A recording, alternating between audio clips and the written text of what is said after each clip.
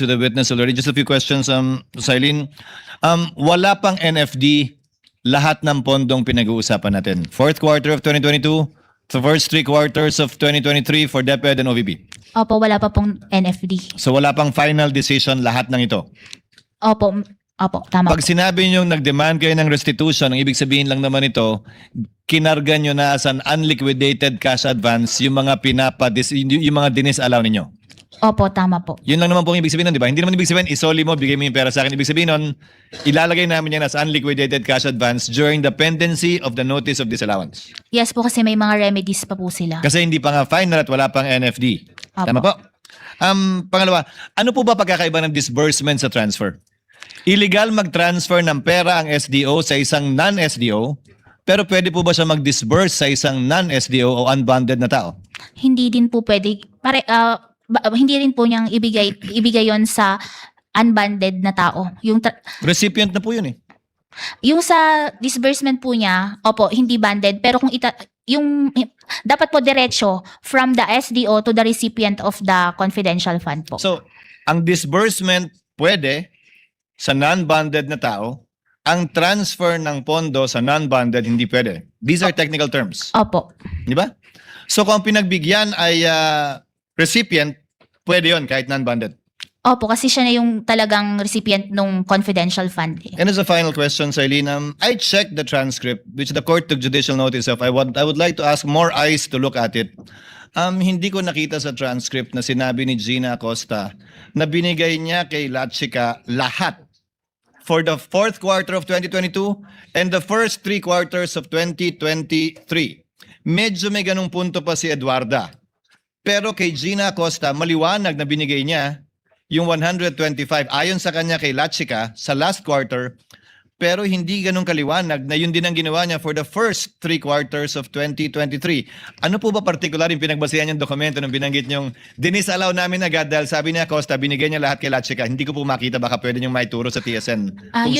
Yun po kasi ang pinanghawakan namin doon, yung general statement niya na yung ginagawa nila is ibinibigay niya kay Colonel Lachica yung confidential fund po. Pero ang tinutukoy po niya ay yung 2025. Yung general statement po ni Eduarda, yun ang tumutukoy sa confidential fund ng DepEd para sa 3 quarters ng 2023. Pero hindi po pareho yung statement nila ni Gina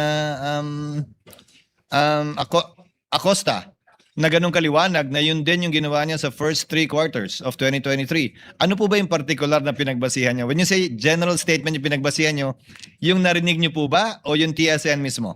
Yun nga po, yung naging admission niya na binibigay niya kay Colonel Lachica po. Kindly listen, Silene, yung narinig mo nung nandun ka o yung TSN mismo? Yung narinig ko po nung nandun po ako na sinabi niya na binibigay niya kay Hindi Colonel mo Lachica. pinagbasihan yung aktual na TSN na marahil mas maliwanag tungkol sa bagay nito. Opo. So based lang dun sa narinig mo nung nandun ka. Opo. Thank you, Ms. Silene. Prevention. Maraming salamat, Presiding Judge. Simple lang, i-confirm ko lang sa ating testigo. So I'd just like to confirm kung tama sabihin na as of now, there's no official finding na may sa DepEd man o sa OVP. Tama po ba? No finding as of now.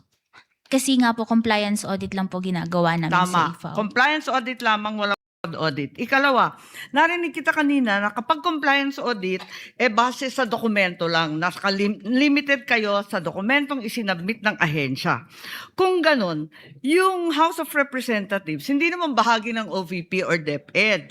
Wala namang sinabmit sa COA, di ba? May sinabmit ba sila?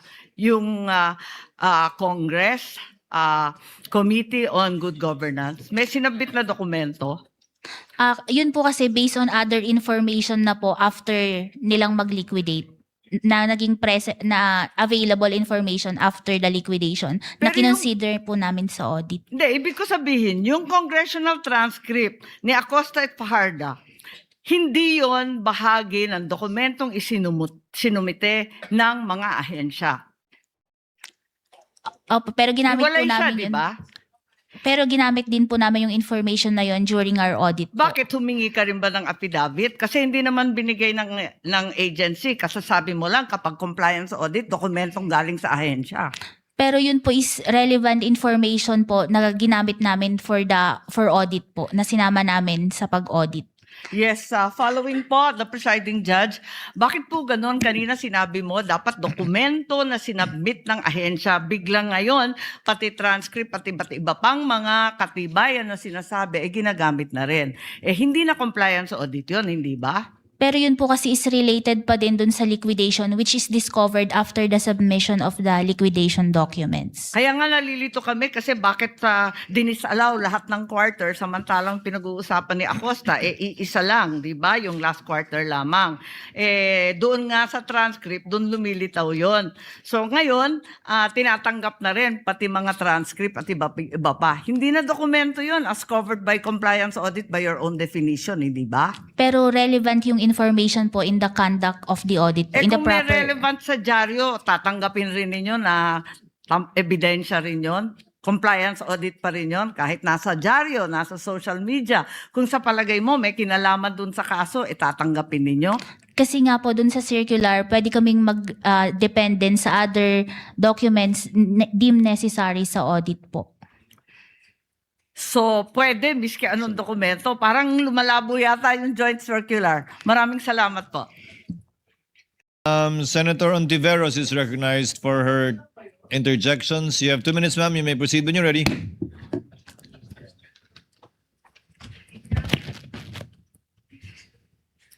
Salamat po, Mr. Presiding Officer. Ms. Witness, Ms. Sailin, kahit pa po walang confidential at intelligence funds ang OVP, may budget naman po ang VPSG para sa security ng lahat ng vice-presidente, di po ba? Under po ata sila ng, sa pagkakaalam ko, under po sila ng AFP.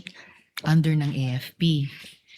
Ngayon, 3 taon na pong walang intelligence and confidential funds ang OVP.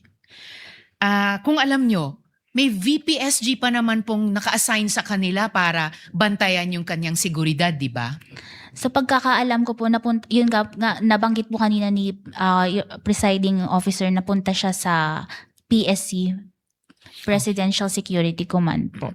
Okay. Ngayon, yung mga activities na nandoon sa mga Protective Intelligence Operations reports na pinakita kanina, may binigay bang mga ebidensya ang OVP para patunayan na ginastusan nga po nila ang bawat isa nun? Wala po kasi in-attach lang po nila yon as proof of success of information gathering and surveillance activities. Okay. Na ayon sa inyo kanina ay hindi pa sasapat dun sa hinahanap nyong mga proofs of success dun sa intelligence gathering activities na iyon. Opo, tama po. Okay. Ngayon, sa iba namang mga acknowledgement receipts, may nakalagay na purchase of medical and food aid at dati naman medicines. May resibo po ba silang ibinigay para ipakita na talagang ang binayaran o ang binili ay yung mga gamot o yung mga pagkain na iyan? Wala po silang inattach na any receipts for sales invoice, acknowledgement receipts po. Kahit sales invoice, wala. Acknowledgement receipts lamang. Opo. So, walang ebidensya na talagang ang pinagkagastusan ay yung mga gamot at yung mga pagkain na yon. Opo, kasi based lang doon sa acknowledgement receipts po yung sinubmit nila. Na ayon sa COA ay hindi sapat na ebidensya kung mga ARs lamang. Opo, hindi po kasi namin ma-ascertain kung talagang pinambili ito ng supplies, medicines, and food po. Kailangan nyo resibo o invoices para ma-ascertain, masiguro na yun talaga yung pinagkagastusan. Opo, tama po. Okay. Ngayon po, Ms. Eileen, dati po, tinawag ng land bank managers na unusual yung pag-encash ng milyong-milyong pisong, daan-daang milyong piso ng OVP at saka ng DepEd sa tigi-isang araw. Sa audit po ninyo, meron po ba kayong nakitang illegal, improper, o irregular sa paggamit at sa pag-liquidate ng perang iyan? irregular po yung paggamit nila kasi po hindi po ito compliant with the joint circular. So just to close on this Kindly round, wind Mr. up. Presiding Officer, to wind up, irregular dahil Hindi po naging compliant with the paanong joint. hindi naging compliant? Dahil po ngayon sa payment of rewards, we're not supported with documents evidencing success.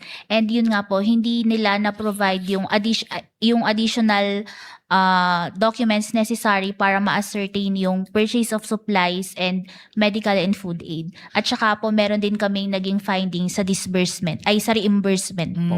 Okay. I-follow up ko itong tanong at pati yung punto ng reimbursement sa second round. Salamat, Ms. Eileen. Salamat, Mr. Presiding Officer. Senator Judge Villanueva, you have 2 minutes. You may proceed when you're ready. Unless Senator Judge Lapid is ready. Senator Judge Villanueva will make Again, use I of the will time. give way to Senator Lapid. Mr. President, thank you.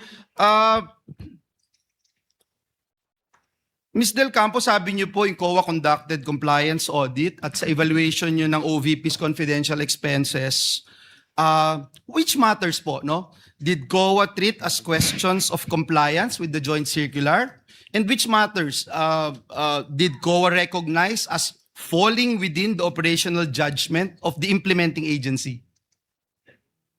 Pwede pong paki-clarify po yung question. Which matters po doon sa pag-conduct ng COA, treating it as questions of compliance with the joint circular, and which matters doon po sa paggawa ng COA, recognizing it as falling within the operational judgment ng Office of the Vice President. Yung pag-evaluate po namin ng mga liquidation documents, binibase po namin yon sa joint circular. Yung sa Office of the Vice President po, yung pag-liquidate po dapat nila, it is based po dapat sa should be compliant with the joint circular. Dapat pareho lang. Opo. So when COA disagreed na yung OVP's characterization that an activity was confidential, necessary, and successfully accomplished, what specific standards po yung ina-apply nyo? The joint circular po ang basis ng aming audit. Wala na pong ibang separate COA guidelines. Ginagamit din po namin yung rules and regulation on settlement of accounts. I'm sorry. The rules and regulations on settlement of accounts. And ito po, same standards applied consistently to all the transactions reviewed. Opo, tama po. Salamat po. Kapag nag-issue po ang COA ng notice of disallowance, maaari pa po bang itong ma-cure simply by correcting, replacing, or subsequently submitting supporting documents? Yung sa notice of disallowance po, appeal po sa commission proper ang remedy po ng isang agency. So kailangan kang dumaan provided ng COA rules na para ma-lift o ma-reverse yung ND. Is that correct? Can you explain the process? Pag nag-issue po kasi si ICFAO ng notice of disallowance, may demand na po to restitute the amount. Pero may remedy pa din po yung agency na mag-appeal po sa commission proper. Commission proper or COA director? Commission, yung sa case po ng ICFAO, diretso na po sa commission proper ang appeal. Tapos, pwedeng mag-MR. Kung magkakaroon po ng decision, kung gaya nga po nang nangyari sa fourth quarter 2022 na meron silang, yung decision is na-affirm yung ND, opo, meron pa pong remedy na MR. Tapos pwedeng mag-judicial review Pag sa SC. petition for certiorari po. Okay, so yung pong pag-correct o pag-submit ng additional document ay hindi by itself equivalent sa legal lifting o reversal ng ND. Depende po yan sa evaluation na po ng Kailangan sa commission aksyonan ng proper COA. Opo. Malinaw po yan. Last na po. Para malinaw po sa atin lahat, no? Kung ang isang agency ay nag-classify ng isang activity as confidential, bound po ba ang COA sa classification na ito o bilang constitutional audit body, hindi po? Yung sa confidentiality po, pag naipasa naman po sa amin, iniingatan din po namin yung mga documents na nasasubmit sa amin. And what we do po is yung kung tama ba yung paggamit ng confidential fund na ibinigay po sa isang ahensya. Ulitin ko po yung tanong. Hindi kayo bound. Hindi kayo bound na ang isang ahensya dineclare confidential funds ito. Hindi kayo bound dahil as a constitutional body, meron po kayong independent evaluation as Commission on Audit para yung malaman kung isang ang activity at expenditure ay talagang confidential in nature at pasok ito sa definition at allowable uses under the joint circular. Yes po, kasi itong confidential fund is pondo po ng bayan na kailangan ma-audit at magkaroon ng proper maging anong tawag dito, ma-check kung ito ay nagamit ba sa tama po. Again, hindi kayo bound. Pag dineclare ng isang ahensya, ito confidential funds, hindi kayo bound. Hindi po, kasi nga kailangan i-liquidate pa din po properly. Tama po yun, no? And I support that sa Constitution, Article 9D, Section 2, 1 and 2, COA has the power and duty to examine, audit, and settle accounts involving government funds and the exclusive authority. Kayo ho, yung may exclusive authority to define the scope of your audit. Is that correct? Opo, tama po. So, ibig sabihin, ang polisiya po ninyo, hindi po sapat na tawaging confidential ng isang ahensya, ang isang activity, subject pa rin po ito sa independent audit determination ng Commission on Audit. Is that correct? Yes po, tama po. Dahil nga po ito ay pondo ng bayan at kailangan po na ma-audit ito ng tama. At nung ginawa po nyo ito, ilang beses po silang nabigyan ng pagkakataon para sumagot? Yung sa fourth quarter 22, dumaan po ito ng AOM, naging NS, naging ND. Yung sa 2023 naman po, AOM, tapos naging ND dahil nga po may direct violation of the joint circular. Salamat po sa pagklaro ng proseso. Salamat.